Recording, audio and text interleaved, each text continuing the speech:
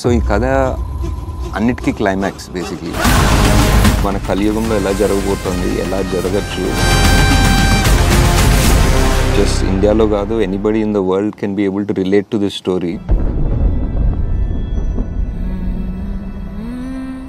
చిన్నప్పటి నుంచి మన పౌరాణిక చిత్రాలు లైక్ లిటరలీ నా favourite movie I think is Pathala Bhairavi.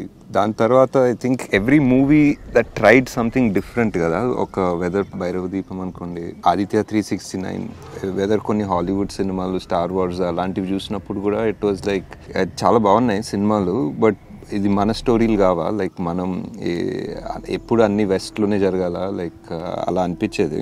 మన పౌరాణికాల్లో రాసిన, మన పురాణాల్లో రాసిన greatest battle Mahabharatam with the most number of characters and మన లాస్ట్ అవతారం కృష్ణ అవతారంతో ఎండ్ అవుతుంది. సో అక్కడి నుంచి ఇప్పుడు కలియుగంలోకి ఎంటర్ అయినప్పుడు ఈ కథ ఇంకెలా వెళ్తుంది అనేది ప్యూర్ క్రియేటివ్ ఇమాజినేషన్. ఆ story could be something that is worth attempting. కృష్ణుడు అవతారం తర్వాత దశావతారం కల్కి, ఇప్పుడు మన కలియుగంలో ఎలా జరగబోతుంది, ఎలా జరగచ్చు.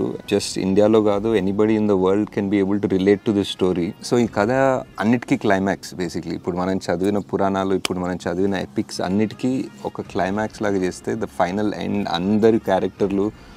ఆర్ ఇప్పుడు కలి అనేవాడు ప్రతి యుగంలో ఉంటాడు, ఒక్కొక్క రూపం తీసుకుంటాడు అనుకుంటే, ఒకసారి రావణుడిలాగా, ఒకసారి దుర్యోధను లోపల, ఒకసారి అన్నింటిలో ఒక రూపం తీసుకొని ఫైనలీ ఈ కలియుగంలో ఒక ద అల్టిమేట్ ఫైనల్ రూపం తీసుకుంటే how is that and what kind of a hero. So అతను ఇంకో డార్క్, లైట్, చీకటి, వెలుగు, వాట్ ఈజ్ అవర్ క్లైమాక్స్ అన్నది ఐడియా పెట్టుకొని రాసుకుంటే ఒక 5 ఏళ్ళు పట్టింది.